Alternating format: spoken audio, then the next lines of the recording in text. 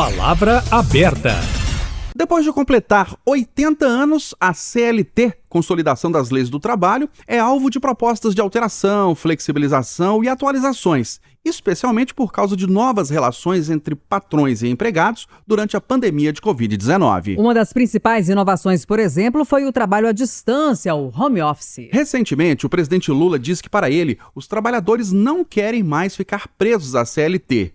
Lula considerou que o trabalhador quer garantias, mas sem vínculo com o conjunto de normas previstas na CLT, e que sempre foi um sonho dos empregados conseguirem se transformar em autônomos. Mas, afinal de contas, a CLT é positiva ou negativa para o trabalhador? É uma espécie de trava ou uma garantia soberana de direitos? E as novas gerações? Estão preocupadas com os vínculos com as empresas ou querem relações mais livres, mais flexíveis? Para debater o assunto, Kátia Pereira e eu, Eustáquio Ramos, estamos recebendo agora no Palavra Aberta o desembargador do Tribunal Regional do Trabalho de Minas Gerais, Fernando Rios Neto, que também é professor da Escola Superior Dom Helder Câmara. Desembargador, olá, obrigado pela presença. Bom dia, Estamos aqui à disposição para esse debate importante. Bem-vindo ao Palavra Aberta e damos as boas-vindas também à consultora na área de desenvolvimento de pessoas e organizações, Silvia Rosqui. Bem-vinda ao Palavra Aberta. Obrigada pela presença. Obrigada, muito bom dia para todos vocês. Começando, a primeira pergunta para o desembargador Fernando Rios Neto. Para o senhor, a CLT precisa ser atualizada, mudada, extinta? Ela é uma trava para o trabalhador? É uma garantia que não pode ser modificada? Primeiramente, nós temos que estabelecer algumas partes da CLT. Eu acredito que ela seja uma garantia, eu acredito que ela ainda seja necessária e é um sistema de proteção ao trabalhador subordinado. Ela tem uma estrutura básica de direito do trabalho, para mim, atemporal. Uma estrutura básica que, durante todo esse período, continua sendo válida. Agora, tem aspectos específicos de determinadas categorias profissionais, de determinadas formas de trabalho, que podem e devem ser atualizadas constantemente. Então, a CLT ela tem uma espinha dorsal, que para mim é a parte imutável, e tem esses aspectos flexíveis que devem ser atualizados constantemente. E por isso ela não é um código, porque a CLT, desde Getúlio Vargas, em 1943, quando ela foi editada, ela se propôs, por isso é consolidação, não é código, ela se propôs a ser um sistema semi-aberto, passível de atualização. A gente ainda vai querer ouvir o senhor sobre pontos que poderiam ser atualizados, dependendo aí de categorias profissionais que vão surgindo no mercado de trabalho, mas a gente gostaria também de começar a ouvir a Silvia Rosqui. Na sua observação, o que tem se revelado sobre o perfil do profissional em busca de uma vaga no mercado de trabalho, ou de uma posição no mercado de trabalho, em relação a essas garantias previstas na CLT, por meio da CLT, e também essa flexibilidade para cada um fazer a sua rotina, poder priorizar, por exemplo, qualidade de vida, que é o que a gente mais ouve falar hoje em dia, As pessoas querem trabalhar, querem estar no mercado de trabalho, mas sempre falam, eu quero qualidade de vida. Eu entendo que o mercado teve uma mudança gigante em relação ao que era nesse momento aí que a consolidação das leis trabalhistas foi iniciada, E as pessoas hoje, elas querem repensar a forma de trabalhar. E isso já acontecia antes da Covid, antes da pandemia,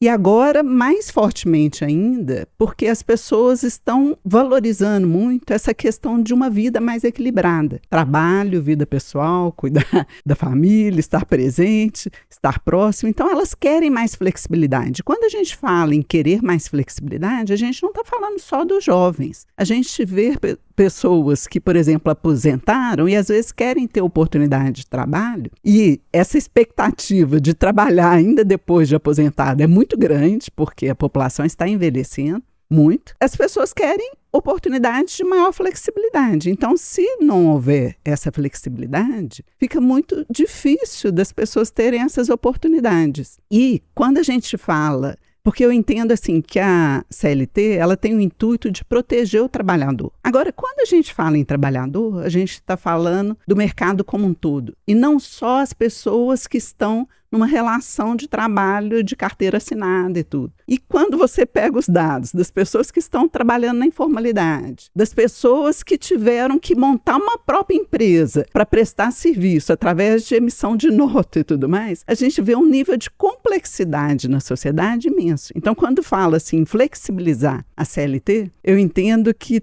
isso tem que ser analisado com outras informações a respeito do mercado, porque é flexibilizar a CLT buscando informações sobre direito ligado à parte de imposto de renda. Por exemplo, quantas pessoas montam uma empresa própria para reduzir a carga tributária? Então, um tanto de coisas nesse sentido precisam ser repensadas. E, no meu entender, a gente está vivendo num mundo cada vez mais complexo e justamente por ele ser extremamente complexo, a gente precisa buscar a simplificação. E a senhora não vê que uma discussão sobre flexibilizar a CLT, considerando os informais, os empreendedores do mercado de trabalho, poderia colocar em risco aqueles que estão na formalidade, que têm suas garantias previstas, que têm uma rotina fixa de trabalho, suas contribuições em dia e etc? Sim, eu entendo que pode ser visto como uma ameaça, mas eu entendo que a revisão, né, se isso for para frente mesmo, tem que ser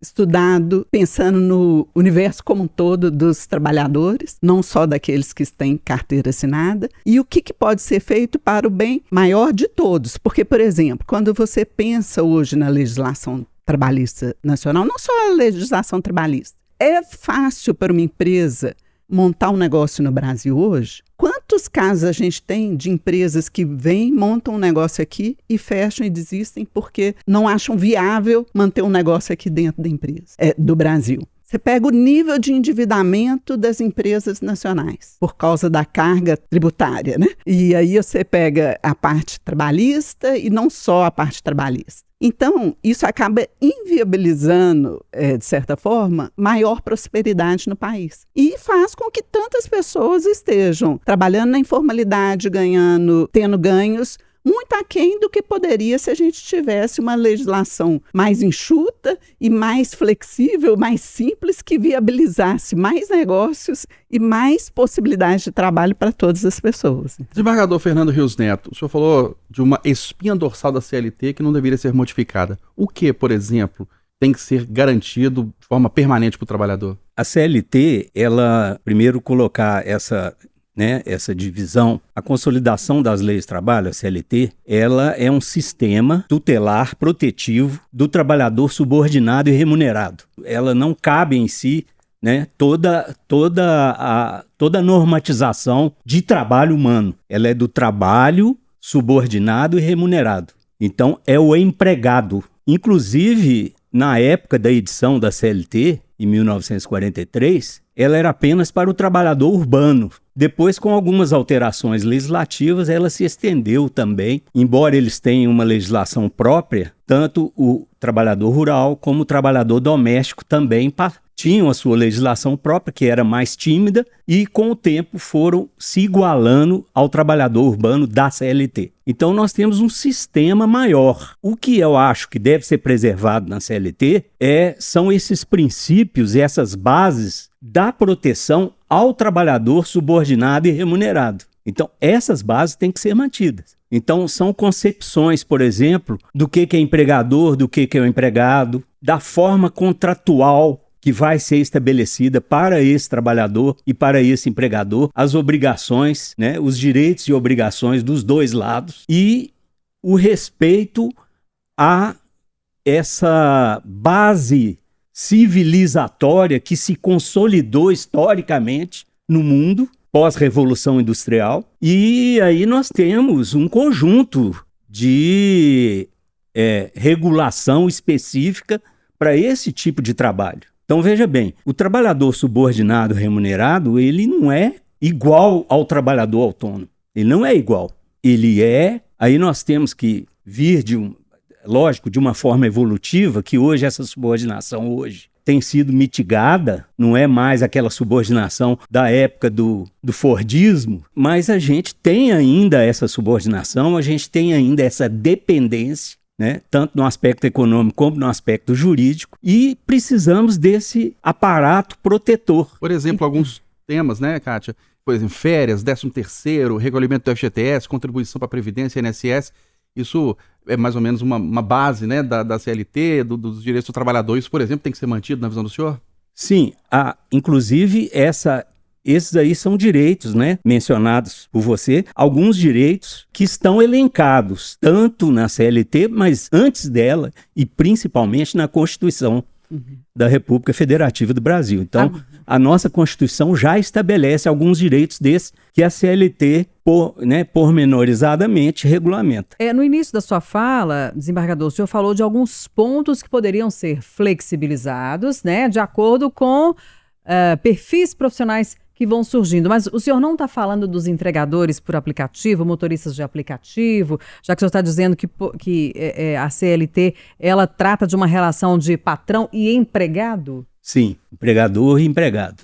O motorista de aplicativo é uma coisa nova, né, que surgiu, uma forma de atuação nova que surgiu, que a jurisprudência dos tribunais do trabalho trouxe assim um primeiro tratamento jurídico, porque os fatos ocorrem na prática, né, na realidade social, econômico-social, antes de serem levados ao Poder Legislativo para uma regulamentação formal. Então, os fatos já ocorrendo, eles já são levados ao judiciário. Então, a jurisprudência sempre vem na frente. E havia uma divisão da jurisprudência, ora dando vínculo empregatício a esses, vamos dizer aí, entregadores que você falou, de aplicativos, e outra jurisprudência que não, considerava que eles trabalhavam de forma autônoma. Essa jurisprudência estava dividida, a opção passou a ser política. Essa opção política, o atual governo entendeu que deveria ser sem vínculo empregatício. Então, enviou ao parlamento um projeto de lei que regulamenta sem o vínculo empregatício. Então, não serão da CLT. Caso o governo tivesse essa opção política, eles iriam para a CLT. Aí seria um capítulo acrescentado para tratar dessa categoria. Mas a opção política foi pela autonomia, então enviaram um projeto de lei. Porque, veja bem, qualquer que seja a condição jurídica, né, se é um setor, um segmento importante da sociedade, há que se ter uma regulamentação e algum nível de proteção. Então o governo optou por essa. Voltando a palavra aqui para Silva, desculpa, doutor. Voltando a palavra para Silva, que trabalha no desenvolvimento de pessoas, organizações, a gente pode considerar que essa tendência e essa realidade já de flexibilização das condições de trabalho, das relações, é uma tendência e veio para ficar. A gente pode dizer que daqui 20, 30, 40 anos as relações serão só assim? Ou elas terão esse vínculo ainda com a CLT? Ou elas serão sempre flexíveis a partir de agora? É difícil prever, porque tem diferentes perfis de pessoas. Então, tem pessoas que gostam dessa relação mais estável e tudo, mas tem uma tendência grande das pessoas no mercado em buscar mais flexibilidade. Então, sempre vão existir aquelas pessoas que querem uma relação de trabalho permanente, mais duradoura e tudo, mas quando você olha para a população mais jovem, grande parte das pessoas não quer aquela relação assim engessada, presa, querem maior flexibilidade. Eu trabalhei em RH durante anos e inúmeras vezes eu ouvi de pessoas que trabalhavam na empresa falando assim: Silvia, mas por que você não me manda embora? Eu sou um bom funcionário e tudo, espera. A gente manda embora quando a empresa está numa situação que precisa dispensar, ou então você não está nos atendendo. Você está me atendendo super bem. E agora eu tenho que te pagar uma multa para te mandar embora? Mas aí eles achavam injusto. Poxa, eu que trabalhei super bem, não recebo a multa, e o outro que teve o problema de desempenho e tudo mais está recebendo multa. Então, assim, eu entendo que é preciso, sim, ter cuidados para proteger o trabalhador, porque mesmo o jovem que quer muita flexibilidade e tudo mais, se não for pensado em formas de proteger esse jovem que quer muita flexibilidade, quando chegar lá no futuro, ele não tem uma reserva, ele não tem uma previdência, né? Assim, não tem nada de reserva. Então não pagou o INSS e tudo mais. Então é importante pensar em formas de proteger o trabalhador, não só o trabalhador, no meu ponto de vista, que está numa relação de trabalho formal com a CLT. Preciso pensar no trabalhador como um todo, né? Ô Silvia, a gente já está caminhando aqui para o fim, mas eu queria muito te perguntar sobre uma das características, né, das novas gerações no mercado de trabalho. Qual que é o tempo médio hoje de permanência de um jovem numa empresa? A gente tem visto assim que não passa de 2 anos, né? Exato. Ao mesmo tempo que gerações anteriores ficam 20, 25 anos, 30. Esse tempo passou, né? Ninguém mais vai ficar décadas na mesma empresa. E como que você vê isso? É uma característica apenas a ser observada ou traz alguma preocupação? Porque no passado a gente até criticava, né? Nossa, fulano ficou só isso na empresa, agora já está em outro emprego, a carteira com vários registros. Como que isso é tratado hoje? Tem uma característica do jovem que está mudando frequentemente de trabalho, que é por essa questão de inquietação, que quer uma coisa diferente, quer experimentar coisas novas. Ou, por exemplo, eu já conheci pessoas que falam assim, eu juntei um dinheiro aqui, agora quero viajar e tudo. Então, mudou muito a cabeça de várias pessoas, né? Mas também tem problema, tem questões que as pessoas estão mudando porque elas não encontram um ambiente favorável nas empresas em questão. E tem pessoas que querem, sim, continuar nessas empresas. Mas se você olhar estatisticamente, com certeza a rotatividade é altíssima. Então, eu entendo que, sim, é preciso a gente repensar a CLT, é preciso repensar as leis trabalhistas em geral. E o ambiente das empresas. E o ambiente das empresas, com certeza. Doutor Fernando Rios Neto, também até como uma última pergunta, em relação à CLT, o senhor, pela experiência, tem percebido que ela está sendo mais respeitada pelas empresas ou menos respeitada? Tem melhorado ou piorado esse cenário? E eu ainda queria que o senhor pudesse resumir para a gente, que ainda não foi falado aqui, o que o senhor acredita que poderia ser flexibilizado? Essa é difícil. Mas ela tem sido talvez mais respeitada. Hoje há uma preocupação maior em cumprir os ditames, né, da lei, mas acontece que, às vezes, os conflitos sempre vão surgir. Às vezes procura-se cumprir, mas há outro tipo de conflito, por exemplo, relacional, comportamental. Hoje, na Justiça do Trabalho, chegam muitos conflitos dessa natureza. Assédio moral, perseguições, discriminações. Então, já não está muito naquele descumprimento frontal da CLT. Não pagou a hora extra. Acontece ainda, mas diminuiu dessa forma, né? Não pagou férias, não assinou a carteira. Esses já são mais difíceis de ocorrer hoje. Agora, o que pode ser flexibilizado, eu tenho muita preocupação com essa expressão flexibilizar. Então, é como eu disse, eu acho que aquele arcabouço de normas do sistema de proteção aos trabalhadores subordinados e remunerados, eu acho que esse não deve ser flexibilizado. Como também não podemos flexibilizar esses direitos que estão ali no artigo 7º da Constituição da República, que são direitos básicos, elementares, que vêm dentro desse arcabouço civilizatório que foi construído através do tempo, né? Então, férias, repouso semanal remunerado, jornada mínima e jornada máxima, essas questões que são básicas. Então, essa parte não pode ser flexibilizada e a própria Constituição impede isso, né? Porque ela está ali entre os direitos fundamentais. Então, ela não pode ser alterada nesse aspecto. Agora, essas especificidades é que sim. Eu vou dar um exemplo. Nós não temos até hoje uma regulamentação precisa de horas à disposição ou horas de prontidão, né? Nós não temos. E hoje, nas categorias profissionais, tem muitas situações que são assim. E a gente utiliza um artigo da CLT que se refere aos ferroviários, que é antigo, né? Da época do pessoal que ficava na estação ou lá naquelas cancelas na linha férrea, né? E a gente utiliza para quem trabalha monitorado por um celular, monitorado por um notebook. O próprio home office, né? O próprio home office hoje já está regulamentado, né? Foi incluído na CLT.